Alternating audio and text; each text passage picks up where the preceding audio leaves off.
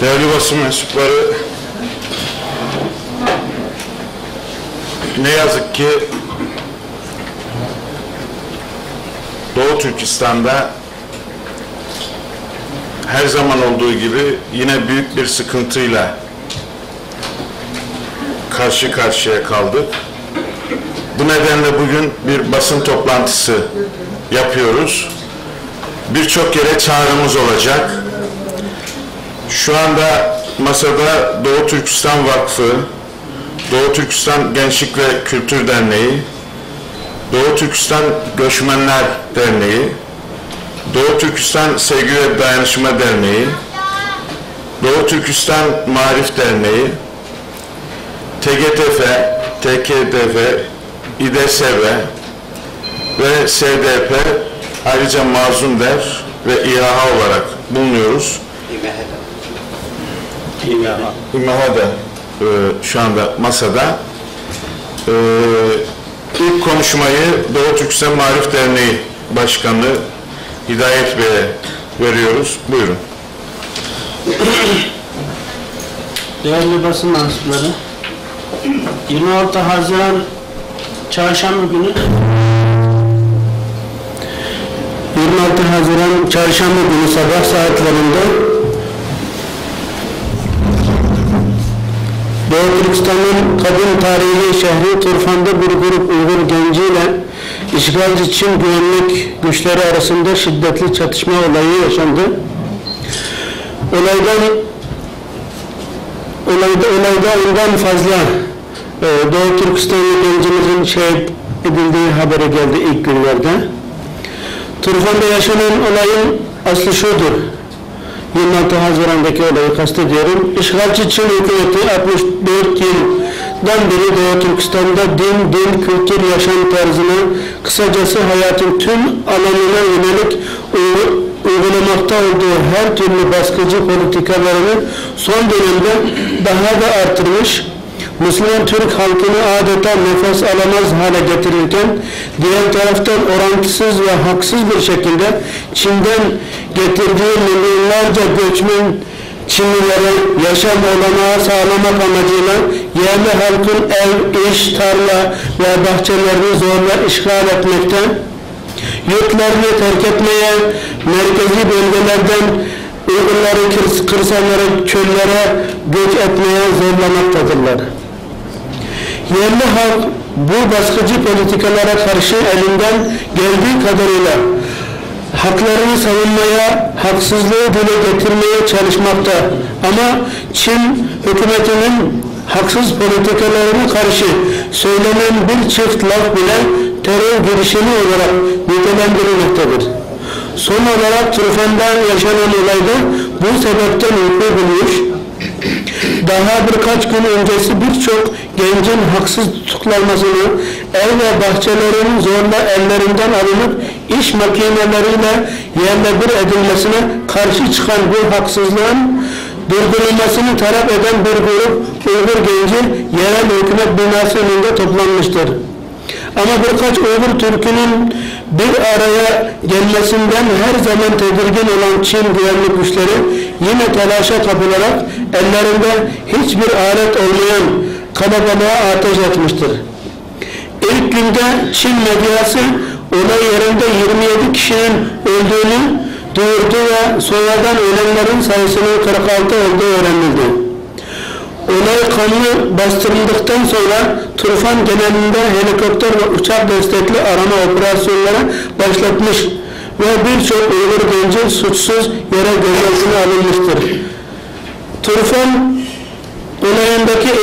Turfan olayından ilk gün sonra, yani Cuma günü Turfan'da yaşanan haksızlığa tepkilerini göstermek isteyen 400'e yakın Hoten halkı Cuma namazı çıkışında bir yürüyüş düzenlemiş, şehir merkezine doğru giderken yine Çin güvenlik güçlerinin silahlı saldırısına uğramıştır.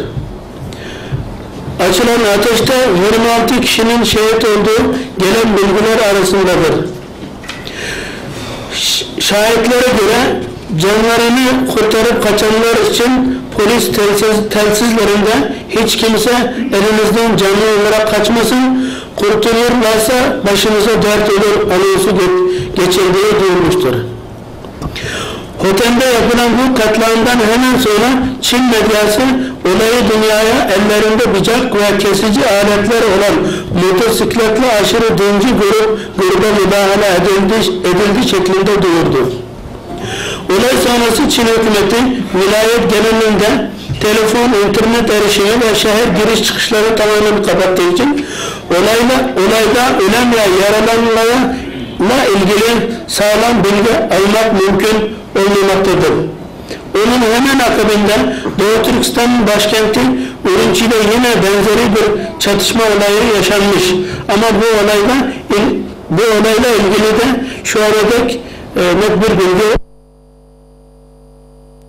5 Temmuz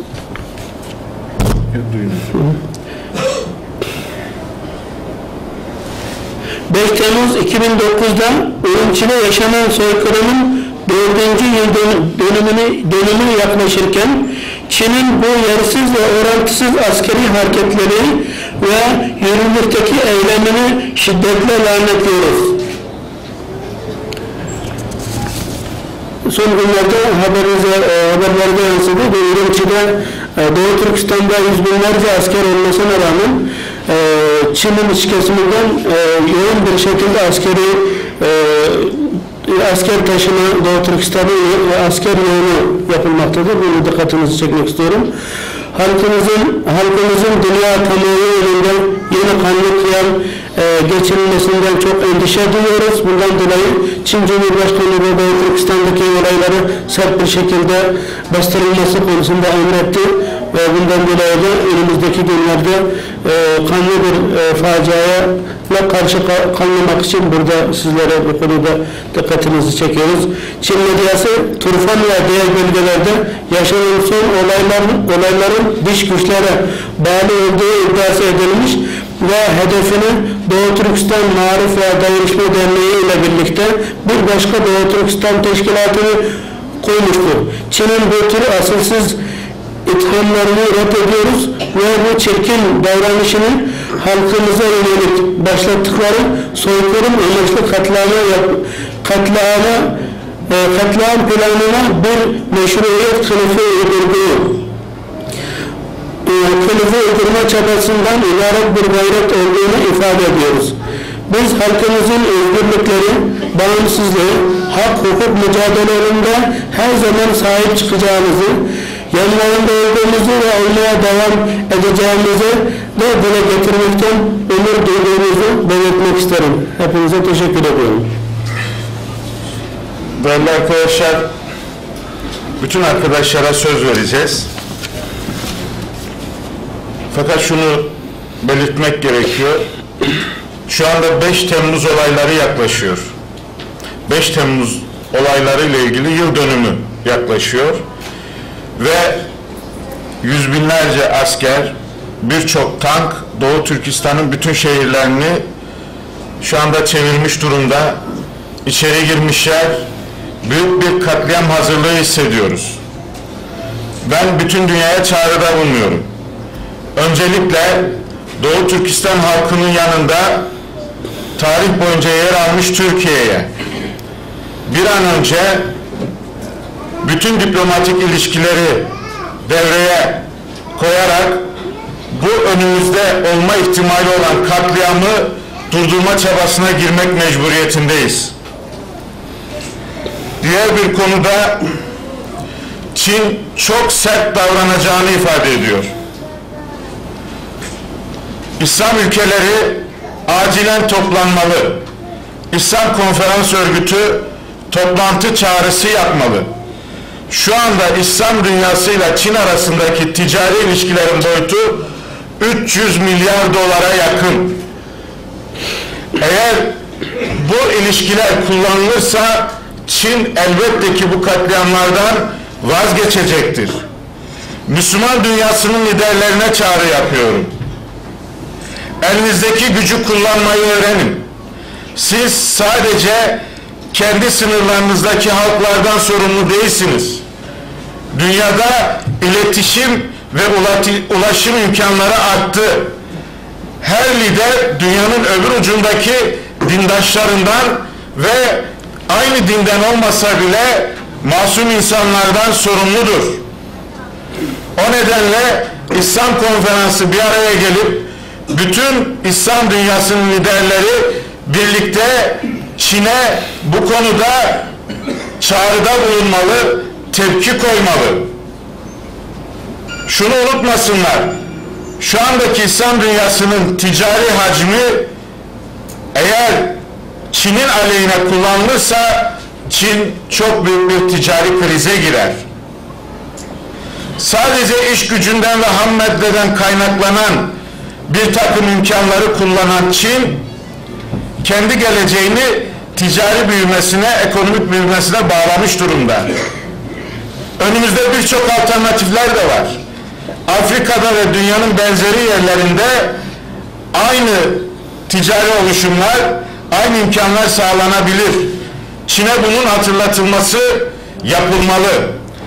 Eğer Doğu Türkistan halkı yalnız bırakılırsa dünyadaki İslam liderleri halklar nezdinde bir yara daha alacaktır. Şu anda bizim telefonlarımız hiç susmuyor. Bunu da Çin'e söylüyorum. Türkiye'yi önemsiyorsunuz. İslam dünyasını önemsiyorsunuz. İlişkiler kurarken buradaki herhangi bir tepkiyi önemsiyorsunuz. Biz insanlara cevap vermekte yoruluyoruz. Çin konsolosluğunun önüne gitmek isteyenler var. Çin Büyükelçiliğinin önüne gitmek isteyenler var. İslam dünyasının dört bir yanında bizi arıyor. Ayrıca sadece İslam dünyası değil, dünyanın her tarafında insanlar bu son gelişmeden tedirgin. Eğer 5 Temmuz'da yaptığınız katliamın bir benzerini yaparsanız, inanın sokaklar Çin aleyhine yapılan gösterilerle dolacak. Mallarınız boykot edilecek. Çağrılar yapılacak. O nedenle Çin'e buradan daha temkinli olması gerektiğini hatırlatıyoruz. Doğu Türkistan halkının yalnız olmadığını bilin. Bu mazlumiyetle ilgili bir şeydir. Sadece Doğu Türkistan değil, dünyada nerede mazlum varsa onlar yalnız değildir. Dünya liderlerine de çağrıda bulunuyorum.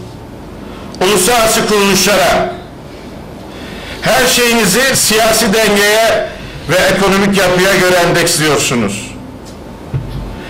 Eğer Çin'in yapacağı bu katliama sessiz kalırsanız, dünya halkları bugün nasıl sokaklardaysa daha çok sokaklara çıkacak. Dünyayı kaosa götüren işlerden biri olur. Dikkat edin, her tarafta insanlar sokakta hak arıyor. Yanlış doğru, insanlar sokaklarda. Eğer siz bu katliamlar yapıldığı müddetçe ses çıkarmazsanız, zannetmeyin ki o mazlum halk sadece bu acıları çekecek. Sizin saraylarınız, sizin 5 yıldızlı otelleriniz, sizin büyük binalarınız da aynı acıyla karşılaşacak. Her taraflarınız kuşatılacak. Eğer Doğu Türkistan'daki kuşatma devam ederse, bütün Batı'nın başkentleri de kuşatılacak. Önce vicdanlar kuşatılacak. Zihinler kuşatılacak. Sonra da sokaklar kuşatılacak. Bu öyle çabuk geçirilecek bir hadise değil.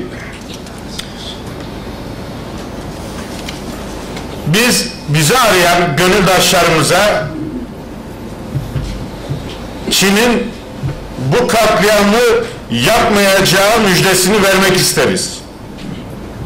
Ama ne yazık ki korkumuz büyük. Bu korkumuz şu açıdan da önemli. İlk defa Doğu Türkistan halkını bu kadar kararlı gördük. Çin bunu da bilmeli. Çin'in çok yumuşak karnı var. Çok etnik gruptan oluşuyor. Doğu Türkistan halkına yapacağınız şiddetli saldırılar bu kırılmaları getirecektir. Herkes şapkasını önüne alıp düşünmek mecburiyetinde. Kadın ve çocuklara karşı tankları o şehirlere yığmak hangi anlayış? Bu tanklara sessiz kalan İslam liderleri, ben burada açıkça söylüyorum, İslam dünyasının özelde kurulmuş olan tüm kuruluşlarına çağrı yapıyorum. Şemsiye kuruluşlarına, uluslararası örgütlere, sizin göreviniz bir yerde bir sorun olmadan önce onu hissedip tedbir almak değil mi? Yoksa sizin göreviniz katliam olduktan sonra birkaç kelimeyle bir makale kaleme alıp ondan sonra raporlar hazırlamak mı? O bütün büyük kuruluşları bir akademisyenin yaptığı bir şeye mi hapsediyorsunuz? Bütün üniversitelerimizdeki akademisyenler bu raporları hazırlıyor. Eğer siz de sadece rapor hazırlayacaksanız o uluslararası kuruluşları niçin kurdunuz? Niçin bu kadar masraf ediyorsunuz? Bütün bu kuruluşların hepsi masum yere öldürülen bir kadını ve çocuğun kanı kadar değerli değil. Herkes görevini bilecek. Siyasi denge, ekonomik kaygı, gelecek kaygısı, bunları düşünüyorsanız hiç kimse o kuruluşlarda yer almayacak. Görev yapmayacak. Şimdi İslam Konferans Örgütü'ne çağrıda bulunuyorum. Arap Ligi'ne çağrıda bulunuyorum. Arap dünyasında bir şey olduğu zaman biz de bütün İslam dünyasını ve dünyayı harekete geçiriyoruz. Bütün Türk dünyasını, bütün Avrupa'yı harekete geçiriyoruz Orta Doğu'daki bu katliamlara karşı durmak için. Şimdi imtihanınızı siz de veriyorsunuz ey Arap Ligi. Doğu Türkistan için ne yapacaksınız göreceğiz. Buradaki siyasi partilere sesleniyorum. Yıllarca Doğu Türkistan'dan veya başka yerden hep beraber bilgiler aldık ve paylaştık.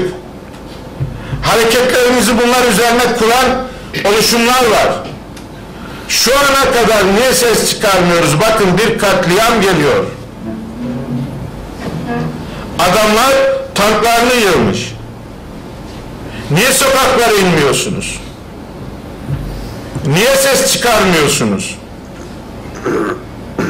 Herkesi daha samimi ve dürüst olmaya davet ediyorum. Ve şunu bir kez daha söyleyeyim. Biz insanlarımızı artık tutamıyoruz. Sokaklara çıkmak isteyenleri tutamıyoruz. Elçiliğin, konsolosluğun önüne gitmek isteyenleri tutamıyoruz. Dünyanın her tarafında protestolar yapılmak isteniyor. O nedenle sakın ha 5 Temmuz gibi bir şey daha yaşatmayın bu dünya halklarına. Çünkü Doğu Türkistan'da vurulan çocuk dünyanın herhangi bir yerinde vurulan çocuktur. Doğu Türkistan'da öldürülen bir kadın İstanbul'da öldürülmüştür. Bağdat'ta öldürülmüştür. Şam'da öldürülmüştür. Kahire'de öldürülmüştür. Paris'te öldürülmüştür. Dünyanın her tarafında öldürülmüştür. Taşkent'te öldürülmüştür. Bakü'de öldürülmüştür.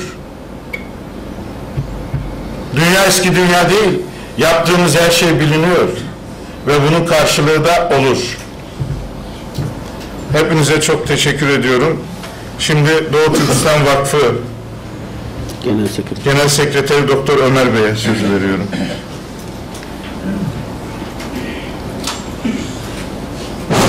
Hoş geldiniz öncelikle. Bugün burada güzel şeyler söylemek isterim ama maalesef aynesi içtir kişinin lafa bakılmaz diye bir söz var bizde. Doğu Türkistan'da son Çin işgali 1949. 2013 tarihine geldik. Yüzlerce kıyam oldu Doğu Türkistan'da ve bunlar kalleşçe bastırıldı. 5 Temmuz 2009 olayları resmi Çin kaynaklarına göre 189 kişi hayatını kaybetti bu olaylarda. Doğu Türkistan'ın merhum efsanevi lideri İsa Yusuf Alptekin der ki, Çinli bir derse siz onu 10'la çarpın. Ve oradan öğrendiğimiz o dönemki olaylarda 2000'in üzerinde katledilen insan vardı. Bugün resmi Çin kaynakları Hidayet Bey anlattı olayı. İşte 46 kişi olarak söylüyor ama bizim öğrendiğimiz kadarıyla şu ana kadar 5 Temmuz gelmeden önce 1000'e yakın ölü vardı Doğu Türkistan'da. Çinli bunu yapmaya yine devam edecektir. Ama takip ettiğimiz ve üzüldüğümüz bir şey var. Çinli yapmış olduğuna mazeret bulabilmek gayesiyle şimdi bir dünyada bir teşkilatımızı, onun yanında bir başka teşkilatımızı da bu işleri yapmakla, Doğu Türkistan'da terör estirmekle itham etti. Ben şunu söylemek istiyorum. İnandığımız din bize der ki bir insanın hayatına katletmek, bütün insanlığa katletmek gibidir.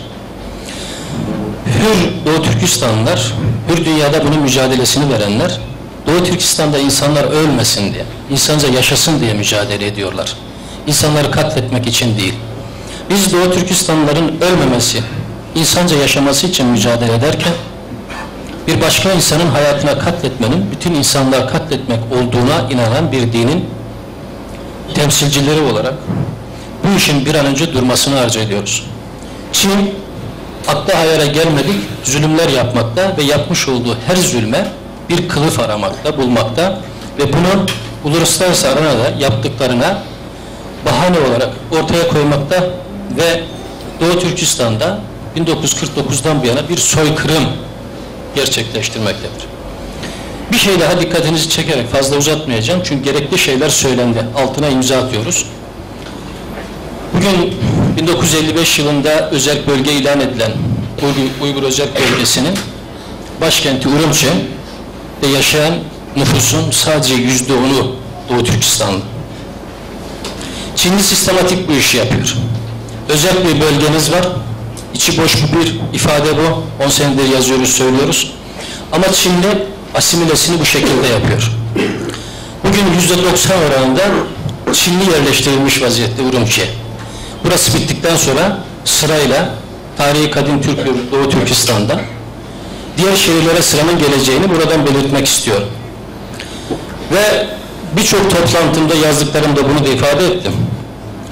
Batı'dan ve diğer dünyadan çok da ümidim yok. Ama gördüğüm maalesef onlar bizden bu meselede daha hassaslar. Birleşmiş Milletler'in bu konuda bir çözüm üretmeyeceğini, üretemeyeceğini biliyorum. Üretmek istemeyeceğini de biliyorum. Ama az önce Bülent Bey'in de ifade ettiği gibi Dünya İslam İşbirliği Teşkilatı eğer bu meselenin çözümü noktasında adım atmazsa varlık sebebini bir daha düşünsün diyorum. Ümit ediyorum ki yaklaşan 5 Temmuz olaylarında 2009 olaylarını tekrar yaşamayız. Bu vesileyle inşallah bu toplantı hayırlara vesile olur. Sesimiz de duyurulur diyorum. Saygılar sunuyorum. Sağ olun.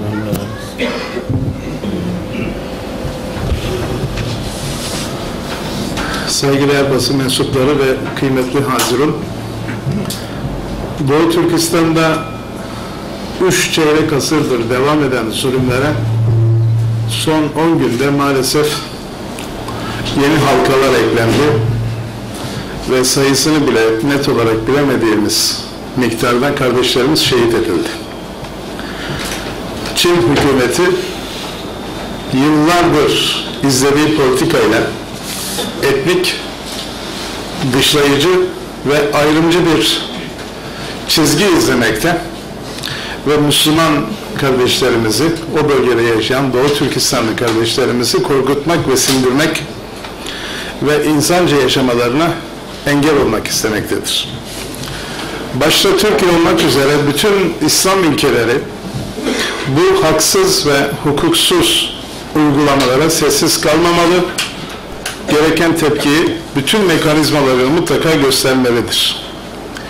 İnsan hakları konusunda şahin kesilen batılı güç odaklarına da biz burada maalesef bir kez daha teessüflerimizi iletiyoruz. Gerekli tepkiyi göstermedikleri için ve Birleşmiş Milletler başta olmak üzere Avrupa Güvenlik İşbirliği Teşkilatı'na tabii ki İslam İşbirliği Teşkilatı'na biz burada uyarıcı bir basın toplantısıyla ikazda bulunmak istiyoruz.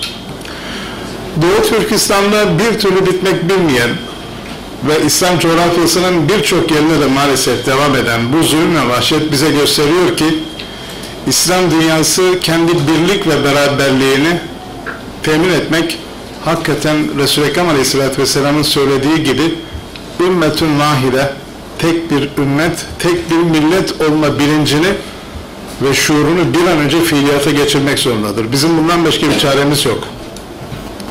Her sahada ve ölçekte kendi aramızdaki birlik beraberliği gerek siyasi gerek ekonomik anlamda ayağa kalkabilecek, bu tip zulümlerin karşısına dikilebilecek güç ve kuvveti bir an önce temin etmek zorundayız. Ümit ediyoruz ki bu tip hadiseler, temenni etmediğimiz, hoşlanmadığımız bu tip hadiseler bu ümmetin bilinçlenmesine ve şuurlanmasına vesile olur. Ramazan-ı Şerif'in arefesinde gerçekleşen bu katliamı ve devamında beklediğimiz 5 Temmuz olayları cihetiyle muhtemel olan sıkıntıları şimdiden biz bütün hür dünyanın dikkatini çekiyor, yapılan haksız uygulamaları telin ediyor. İslam dünyasını ve bütün uluslararası örgütleri Çin hükümetinin bu yanlış adımlarına dur demeye davet ediyoruz. Saygılar sunuyorum. Şimdi Sevgi Dayanışma Derneği Yusuf Bey. Saygıdeğer basın mensupları, değerli hazırım. Evet, bugün Doğu Türkistan kan ağlıyor. Kendi vatanlarında, kendi yurtlarında insanlar kalleşçe katlediliyor. Maalesef ki İslam dünyası da buna şu ana kadar seyirci kalmakta. Ben öncelikle tüm insanlığa sesleniyorum. Doğu Türkistan davası başta bir insanlık davasıdır. İnsanlık suçudur. Ben analara, babalara sesleniyorum. Evlatlarının başını okşarken Doğu Türkistan'daki yavruların feryatlarını yüreğinde hisseden analara, babalara sesleniyorum. Ne olur 35 milyon Müslüman kardeşinizi yalnız bırakmayın. Tüm İslam alemine sesleniyorum. İman etmedikçe cennete giremezsiniz. Birbirinizi kamil manada sevmedikçe de iman etmiş sayılmazsınız. Doğu Türkistan'daki kardeşinizi sevmek, Doğu Türkistan'daki kardeşinize sahip çıkmakla mümkün olur. Doğu Türkistan'a yapılan zulüm, kadınlara yapılan zulümdür. Doğu Türkistan'da hamile kadınlarımızla daha gözünü dünyaya açamadan daha anne karnındayken bebekler katlediliyor. İlk önce bu İslam'ın davasıdır. İlk önce Müslümanlar davasına sahip çıkacak. İnşallah biraz evvel Birleşmiş Milletler'den, diğer kurumlardan bahsettik. Bugüne kadar Müslümanlar ancak telef olduktan sonra rapor tutmak için bazı şeyler için ön plana atılmışlardır. Bugün Müslüman kanı dökülmekle kalıyor. En büyük görev İslam alemine. Eğer Arap ümmeti de ümmeti Arap değilse, Resulullah'ın ümmeti ise Doğu Türkistan davasını kendi davası görecek. Doğu Türkistan davasına, bugünkü davaya samimiyetle haykıramayan, emin olun tekrar imanın gözden geçirmesi lazım. İman ehli zulme seyirci kalamaz. Ben buradan bir Türk kamuoyuna sesleniyorum. Sizler asırlar boyu dünyanın dört bir yanına adaleti, huzuru, kardeşliği götürmüş, nerede bir zulüm varsa o zalime doğru akın eden yüce bir milletin evlatlarısınız. Evet, bugün zalimin karşısında dik durma günü Doğu Türkistan'dır. İnşallah 6 Temmuz'da tüm Türk kamuoyunu Çin Konsolosluğu'nun önüne bizlerle beraber olmayı davet ediyorum. Hepinize Allah razı olsun. Sağ olun. Sağ olun. Ali Kurt Bey, İDSB İslam Dünyası Sivil Toplum Kuruluşları Birliği. Şimdi sözü TGTV'ye. Peki, Uluslararası Hukukçular Birliği ve TGTV Necati abiye veriyoruz. Selamünaleyküm.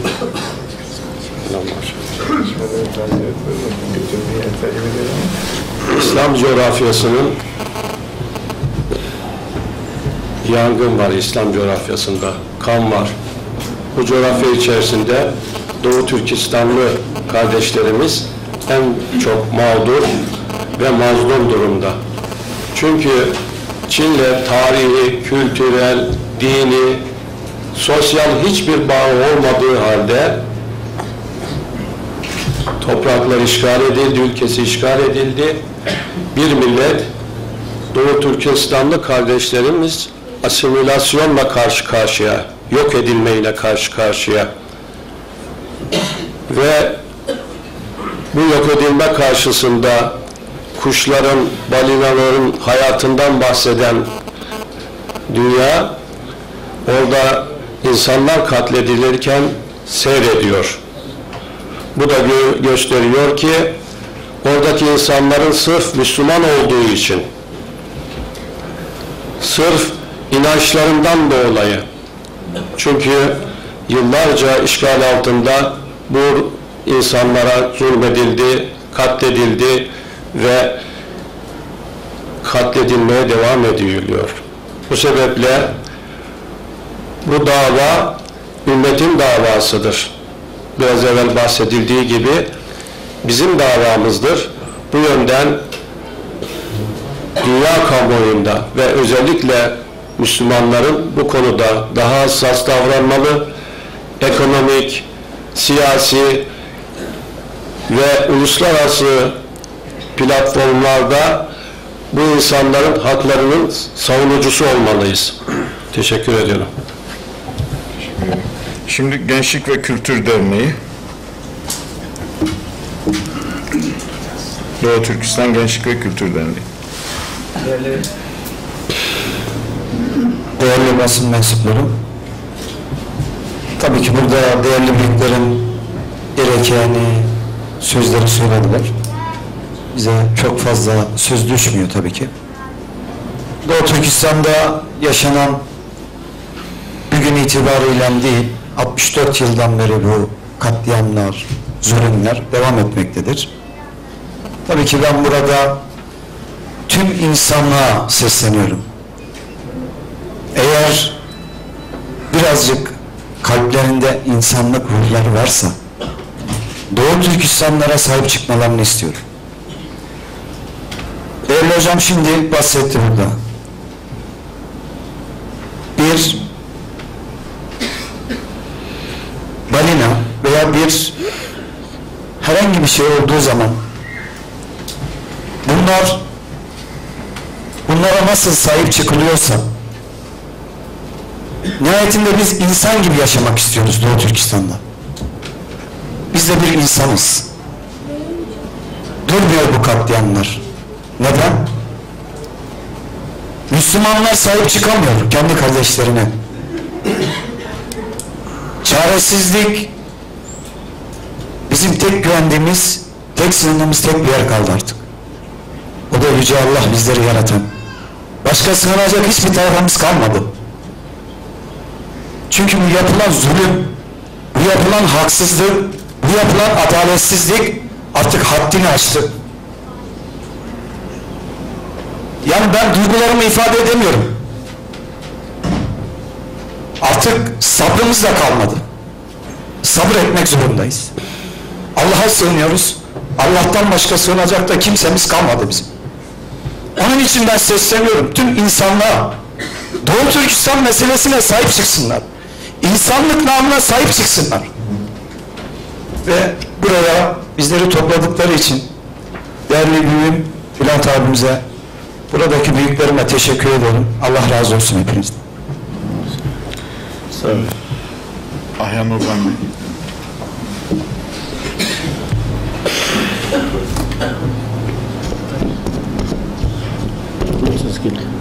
kıymetli arkadaşlar, hepinizi saygıyla selamlıyorum. Doğu Türkistan, Kaşgar, Urumçi, Turfan bizim işgal edilmiş topraklarımızdır.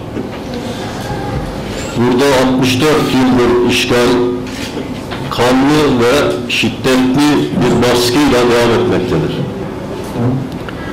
Çin hükümeti Doğu Türkistan topraklarını işgal ettiğinden bu tarafa sistematik bir şekilde etnik ayrımcılık, inanç özgürlüklerine yönelik baskı ve asimilasyon politikaları sistematik bir şekilde sürdürerek Uygurları bölgeden göç etmeye, sürmeye ve katletmeye dönük politikalarını sürdürmektedir. Bu 26 Haziran'da yaşadığımız da bunun devamı olan bir politikadır. Başta Çin hükümetini bu politikalarından dolayı ve burada işgali sürdürdüğünden dolayı işgal ettiği topraklardan çekilmediği için kınıyoruz, protesto ediyoruz. Güce dayalı, kuvvetlinin haklı olduğu uluslararası sistemi ve uluslararası sistemin ürettiği kuruluşları bu zulümlere ve bu haksızlıklara ses çıkarmadıklarından dolayı kınıyoruz, protesto ediyoruz. Bu tür haksızlıklardan dolayı bu uluslararası sistem 7 milyar insan için meşruiyetini kaybetmiştir. Yeniden yapılanmak mecburiyetindedir. Çin hükümeti Doğu Türkistan'da uyguladığı politikalardan dolayı ve Suriye'de uyguladığı politikalardan dolayı 2 milyar Müslüman dünyasının hasmı durumuna düşmüştür. Kınıyoruz ve protesto ediyoruz. Bundan sonra Çin hükümetinin ve uluslararası sistemin bu olaylara ses çıkarmayacağını biliyoruz. Ama biz toplumlar olarak yapılan bu insanlık suçunu, bu sistematik katliamı dünyadaki 7 milyar insan olarak birbirimizin hakkına sahip çıkmak adına gerek sokaklarda, gerek sosyal medyada gücümüzün, dilimizin, elimizin yetişebildiği her yerde takip edeceğiz, takipçisi olacağız ve bu sistemi değiştireceğiz. Bunu da böyle herkesin inanmasını ve bunun için çalışmasını ben bekliyorum, temenni ediyorum.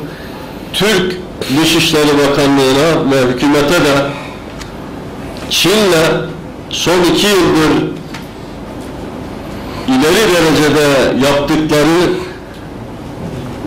işbirliğini yeniden gözden geçirmelerini buradan bir mesaj olarak iletiyorum. Çünkü Çin hükümeti işbirlikleriyle diplomatik girişimlerle laf anlayacak bir hükümet olmadığını yaptığı politikalarla ispatladı. Çin hükümeti yaptırımlardan anlar. O açıdan Çin hükümetiyle Türkiye Cumhuriyeti Devleti arasındaki işbirliklerinin yeniden gözden geçirilmesini biz Türkiye halkı olarak 76 milyon olarak bekliyoruz, talep ediyoruz.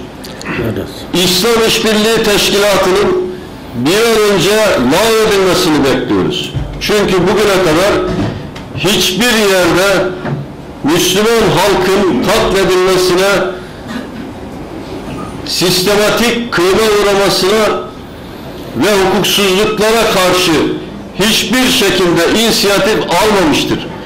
Hiçbir işe yaramayan bir teşkilattır. Derhal bu işbirliği teşkilatının kaldırılmasını talep ediyoruz. Bütün İslam dünyası adına biz buradaki kuruluşlar olarak bunları dillendiriyor. Hepinizi saygıyla selamlıyorum. Sağ olasınız. Şimdi Doğu Türkistan Göçmenler Derneği Yakup Bey. Değerli basın mensubu. değerli basın mensupları, Çin işgalindeki Doğu Türkistan'da Müslüman Türk halkına yönelik son aylarda artarak devam eden terör ve şiddet olayları bizleri endişeye sevk etmektedir. Çin güvenlik güçleri orantısız güç kullanarak soydaşlarımızı sindirmeyi amaçlamaktadır. Pekin yönetiminin hedefi, bölgenin asıl sahibi Doğu Türkistan halkını yaşadıkları vatan topraklarından göç etmeye mecbur bırakmak ve halkımızın dini ve milli kimliklerini yok etmektir.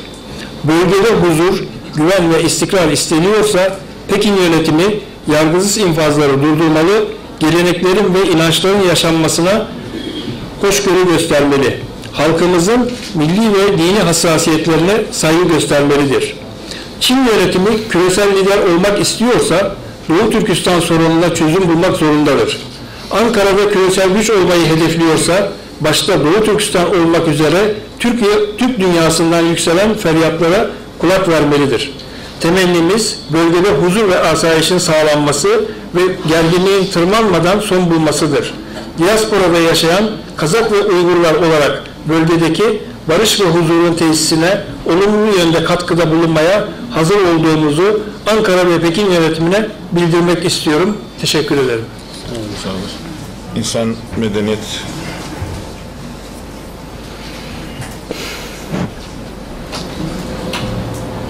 Saygıdeğer basın mensupları ve hazırın, dünya üzerinde birçok diktatöre destek vermesiyle tanınan, hatta yanı başımızdaki Suriye'de binlerce insanın katledilmesine zımnen yardımcı olan Çin devleti, yıllardır Doğu Türkistan'da Müslüman Uygur Türklerine sistematik bir şekilde soykırım uygulamaktadır. Bölgeden gelen haberler gerçekten çok ürkütücü. Askeri hareketliliğin bir katliam habercisi olduğunu düşünüyoruz. Bundan dolayı da çok tedirginiz. Bu konuda Çin'in Doğu Türkistan'daki işgalci politikalarıyla ilgili şeffaflıktan uzak tavrı dolayısıyla Çinli yetkililerin açıklamalarını her zaman siyasi asparagas olarak göreceğiz. Biz bu tavrı 2009'da Urumçi'de Uygurların varlıklarını sürdürme mücadelesine verdiği cevap niteliğindeki katliamdan ve bu katliamları saptırmalarından ve örtbas etmelerinden biliyoruz. Bugün de 18 Haziran'da başlayan olaylarda Uygur halkını katledip aynı tavrı yine aynı şekilde sergilemektedir. Asimilasyon politikaları için Doğu Türkistan'ın Müslüman halkını bölgeye yoğun bir şekilde Çinli göçmen yerleştirip provoke ederek, dini ve kültürel baskı yaparak, demir yumrukla, insanlık dışı yöntemlerle, işkenceyle yönetmeye çalışan bir ülke olduğunu ne kadar örtbas etse de artık dünya biliyor, görüyor.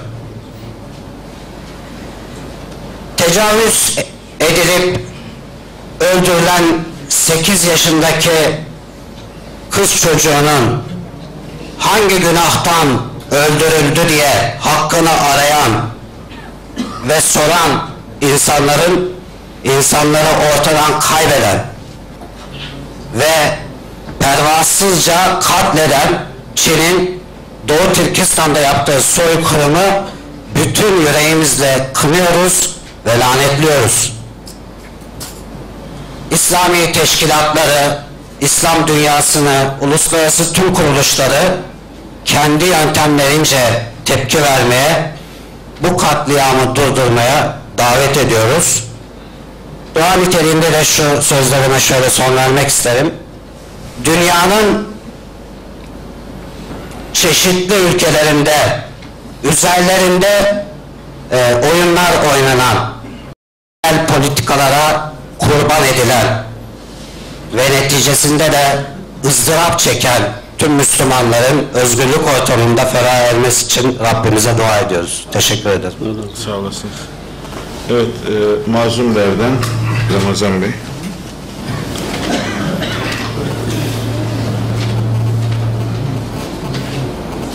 Kıymetli basın mensupları, sivil toplumun değerli temsilcileri, sevgili Hazirun, hepiniz hoş geldiniz.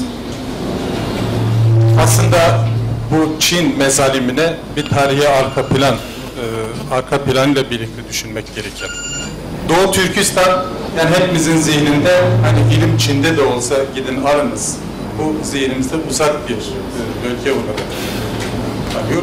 Dolayısıyla Doğu Türkistan'ın da çok uzak bir yer olduğunu zannediyoruz. Değil. Doğu Türkistan aslında ilk Türk devleti Karahanlıların yurdudur. Yani Hicri 280-840'larda Müslüman olmuşlar. Çinlerle ilişkileri aslında yani 1 yıl sonra başlamıştır.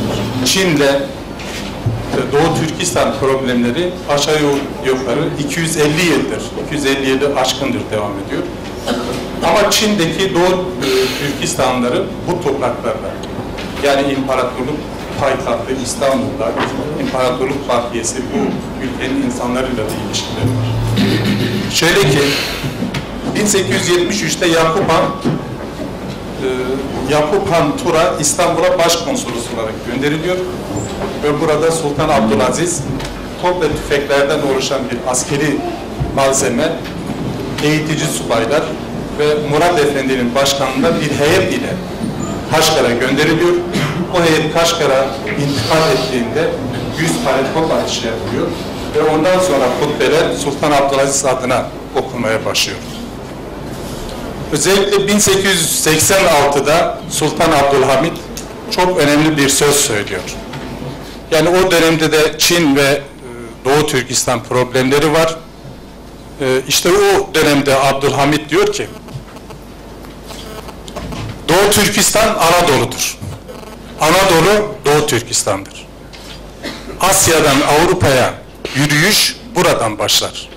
Ve dolayısıyla kesinlikle Doğu Türkistan'a ilgisiz kalmamış, yardım etmeye çalışmıştır. Özellikle 1947'de Ahmet Can Kasimi ve onun önderliğinde Mustafa Sabri Baykoz, İsa Yusuf Altekin önderliğinde bir mahalli devlet kuruluyor ve bu mahalli devletin yöneticileri 27 Ağustos 1949'da Almatı'dan Pekin'e giden bir uçağın içindeyken uçakla birlikte bu önderler kaybettiriliyor. Yok, akıbeti yok. Ve 20 Ekim 1949'da da Çin resmen Doğu Türkistan'ı ilhak ettiğini ilan ediyor. Ve 64 yıldır bu mezalim daha yoğun bir şekilde devam ediyor. Her ne kadar orada Doğu Türkistanların nüfusunun 35-40 milyon olduğu söyleniyorsa da bu Çin'in şeyleridir. Kesinlikle bu doğru değildir. Çünkü Çin nüfusu doğru olarak vermek istemiyor. Özellikle Sovyetlerin çöküşünden sonra Türkiye Cumhuriyetlerinin ortaya çıkmasıyla birlikte Çin ciddi bir şekilde endişeye kapılmış.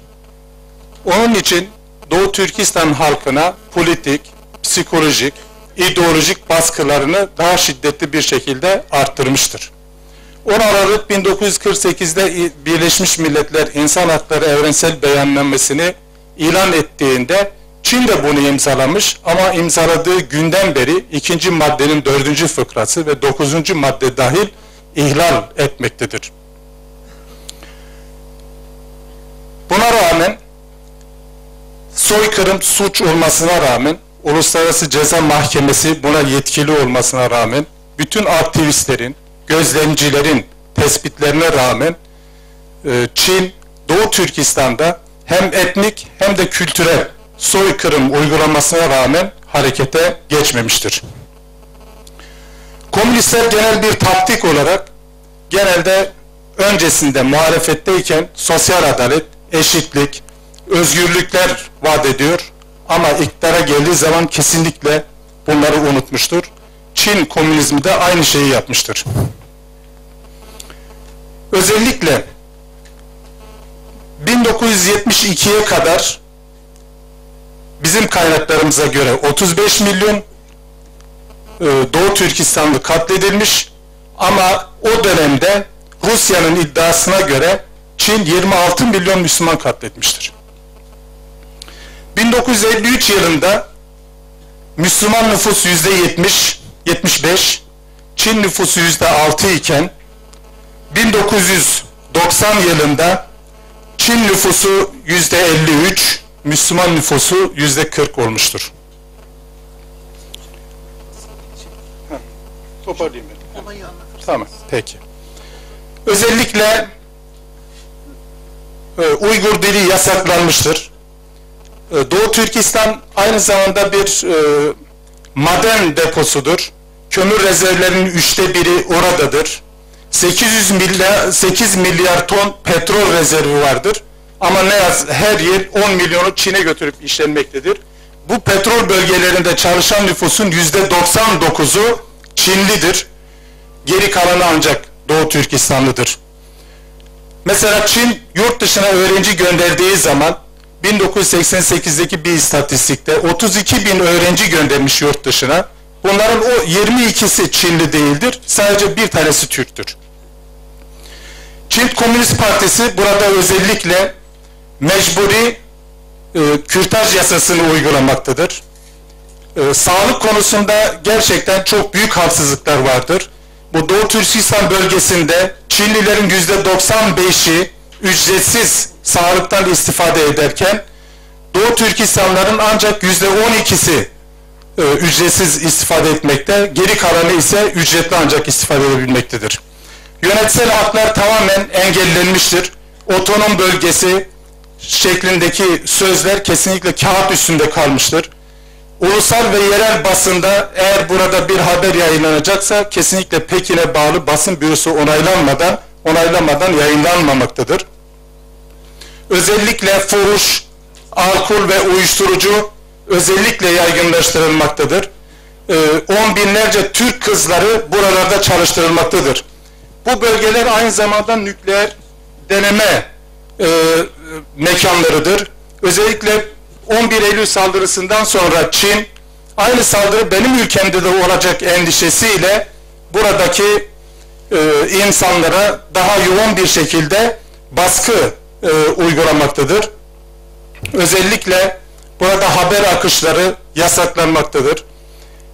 Aynı zamanda genel asayiş adı altında hiçbir sebepsiz ve gereksiz yerde kimlik kontrolü yapabilmekte, insanları rahat bir şekilde tutuklayabilmektedir. Suçun ağır ve hafifi olmaz diye tutukladığı insanları keyfi olarak idama mahkum etmekte, hemen hiçbir temize başvurmadan onları idam suçunu da infaz etmektedir. Kitaplar, süreli yayınlar, özellikle bu bölgeye ait olan bütün kültürel eserler ayıklanmakta ve yakılmaktadır. Bu bütün yani dünyanın raporları, bunlarla ilgili raporları var. Sonuç olarak yani Birleşmiş